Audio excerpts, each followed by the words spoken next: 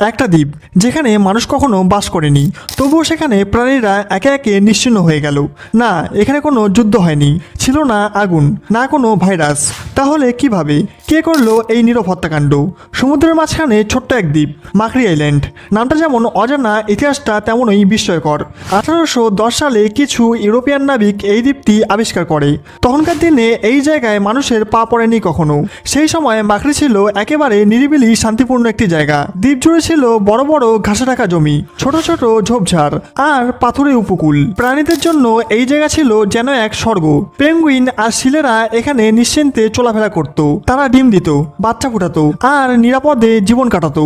কিন্তু সেই শান্ত স্বর্গে হঠাৎ করেই বদল আসে। ইউরোপের কিছু লোভী মানুষ শিকারীর বেশে দ্বীপে পা রাখে। তারা দেখে এই দ্বীপে অসংখ্য শিল আছে, যাদের শরীর থেকে দামি পশম পাওয়া যায়। আর আছে নানা জাতের পাখি, যাদের মেরে ফেলা নাকি তাদের জন্য এক ধরনের আনন্দ। শুরু হয় ভয়ঙ্কর এক শিকার যাত্রা। শুধু খাবারের জন্য নয়, পশম বিক্রি করে টাকা কামানোর জন্য শিল মেরে ফেলা চলতে থাকে দিনের পর দিন। বিনা বাধায় ইচ্ছে মতো পাখিদেরও মেরে ফেলা হয়। আর এই নৃশংস শিকারের ফলাফল দাঁড়ায় ভয়ঙ্কর। যে দ্বীপ একসময় ছিল প্রাণীদের নিরাপদ আশ্রয়, সেই দ্বীপ 1 শতাব্দীর মধ্যে হয়ে উঠল মৃত্যুর মঞ্চ। প্রকৃতি যেখানে শান্তি দিয়েছিল, মানুষ সেখানে নিয়ে এলো ধ্বংস। কিন্তু এই শিকারীরাই শুধু দ্বীপের জন্য বিপদ ছিল না, তাদের সঙ্গে ছিল আরো একটি অজানা বিপদ, যা হয়তো তারাও বুঝতে পারেনি।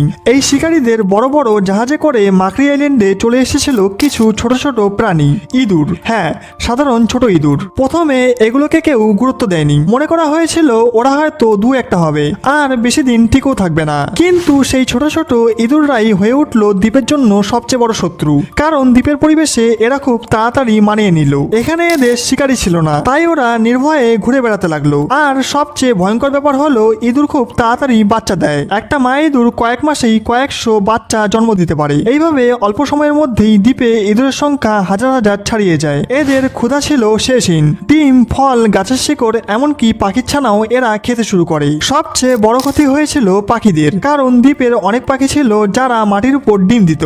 আগে সেখানে কোনো শত্রু ছিল না বলে তারা নিরাপদেই বংশ বাড়াতে পারত। কিন্তু এখন সেই ডিমগুলো দিনের আলো দেখার আগেই ইঁদুরের মুখে চলে যেত। ইঁদুর শুধু পাখিদের ডিম খায়নি, গাছের শিকড় কেটেছে, ফল খেয়েছে, এমনকি গাছপালাও নষ্ট করে ফেলেছে। ফলে যেটা একসময় ছিল সবুজ প্রাণভরা এক দ্বীপ, সেটাই ধীরে ধীরে শুকিয়ে যেতে শুরু করলো। এই অবস্থায় মানুষ ভাবলো একটা উপায় খুঁজে বের করতে হবে। তখন তাদের মাথায় এলো এক বুদ্ধি, ইঁদুর মারার জন্য বিড়াল নিয়ে আসা হবে। শুরুতে সবাই ভেবেছিল এই বিড়ালগুলো দ্বীপে ছেড়ে দিলে তারা ইঁদুর খাবে আর সমস্যা মিটে যাবে। কিন্তু যা হলো তা ছিল সম্পূর্ণ বিপরীত। বিড়ালরা আসলেই ইঁদুরের পিছনে তেমন একটা গেল না। এর বদলে তারা নজর দিল পাখিদের দিকে। পাখিরা তখনও দ্বীপে টিকে ছিল, যদিও সংখ্যা অনেক কমে গিয়েছিল। তাদের অনেকেই বাসা করত মাটিতে বা গাছের নিচু ডালে, ডিম পাড়ত মাটির উপরেই। আর বিড়ালের জন্য এসব সহজ শিকার। বিড়ালগুলো গাছ বেয়ে উঠে পড়তো, পাথরের ফাঁকেও ঢুকে পড়তো। তারা পাখিদের ডিম খেত, ছোট ছানাদের ধরে ফেলতো, এমনকি বড় পাখিকেও মেরে ফেলতো। ফলে যেসব পাখি কোনোভাবে ইঁদুরের হাত থেকে বেঁচে গিয়েছিল,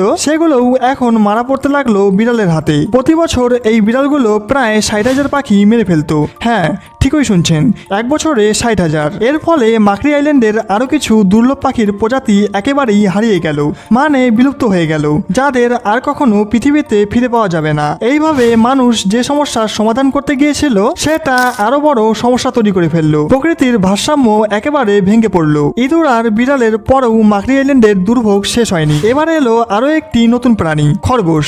আসলে অনেক ইউরোপিয়ান নাবিক তাদের জাহাজে খাবার হিসেবে খরগোশ রাখত, কারণ খরগোশ সহজে ধরা যায়, রান্না করা যায় আর তাড়াতাড়ি বংশ বাড়ায়। তাই যখন এরা দ্বীপে থামে, তখন কিছু খরগোশ ছেড়ে দেয় এই দ্বীপে, এই ভেবে যে পরে ফিরে এসে ধরবে আর খাবে। কিন্তু কেউ ভাবেনি এই ছোট্ট প্রাণীগুলোও হতে পারে এত বড় বিপদের কারণ। এই খরগোশগুলো দ্বীপের পরিবেশে খুব সহজে মানিয়ে নেয় এবং অত্যন্ত দ্রুত বাচ্চা দিতে থাকে। আর দ্বীপে তাদের কোনো প্রাকৃতিক শত্রু না থাকায় কেউ তাদের খায় না, মারেও না। ফলে সংখ্যায় তারা খুব দ্রুত বাড়তে থাকে। খরগোশরা গাছের কচি ডাল, ঘাস, গুল্ম সব খেয়ে ফেলতে শুরু করে। ফলে যে ঘাস ঝোপের মধ্যে পাখিরা বাসা বানাতো, সেগুলো আর থাকলো না। পাখিরা লুকানোর জায়গা হারিয়ে ফেললো। তারা বাসা বানাতে পারলো না, ডিম পারতে পারলো না, বাচ্চা ফুটে উঠলেও সেগুলো সেগুলো সহজেই মারা পড়ল। শুধু তাই নয়, খরগোশেরা গাছের শিকড় পর্যন্ত খুঁড়ে খেয়ে ফেলে, এতে মাটি আলগা হয়ে যায়। আর যেহেতু দ্বীপে পাহাড়ি জায়গাও আছে, গাছ না থাকায় ভূমিধস শুরু হয়। এরপর এই ভয়ঙ্কর পরিস্থিতিতে সরকার শেষ পর্যন্ত কঠোর সিদ্ধান্ত নেয়, মাকড়ি আইল্যান্ড থেকে প্রথমে সব বিড়ালকে সরিয়ে ফেলতে হবে। এই উদ্দেশ্যে শুরু হয় একটি বড়সড় অভিযান। প্রায় 20 বছর ধরে চলা এই অভিযানে একে একে প্রায় 5000 বিড়াল মেরে ফেলা হয়। অবশেষে 2000 সালের মধ্যে দ্বীপটি বিড়াল মুক্ত ঘোষণা করা হয়। প্রথম দিকে মনে হয়েছিল এখন হয়তো পরিবেশ আবার আগের মতো হতে শুরু করবে, কিন্তু যে বিপদ তখনও ছায়ার মতো লুকিয়েছিল সেটা হলো খরগোশ। বিড়ালরা যতক্ষণ দ্বীপে ছিল খরগোশদের অন্তত কিছুটা শিকার করত, কিন্তু বিড়াল চলে যাওয়ার পর খরগোশদের সামনে আর কোনো বাধা রইল না। তারা অবাধে ছড়িয়ে পড়ল দ্বীপের প্রতিটি কোণে। খরগোশরা গাছের কচি ডাল, গুল্ম, ঘাস যা কিছু সবুজ দেখত খেয়ে ফেলতে লাগলো। একসময়ে ঘাসে ঢাকা যে দ্বীপ ছিল সবুজে সবুজ, সেটা একরকম মরুভূমির রূপ নিতে শুরু করলো। পরিসংখ্যান বলছে দ্বীপের প্রায় 70% সবুজ অঞ্চল নষ্ট হয়ে যায়। গাছহীন এই মাটি ক্রমে দুর্বল হয়ে পড়ে আর শুরু হয় ভূমিধসের মতো বড় বড় বিপর্যয়। পাখিরা বাসা বানাতে পারে না, পেঙ্গুইনদের লুকানোর জায়গা নেই, সবাই যেন বিপন্ন।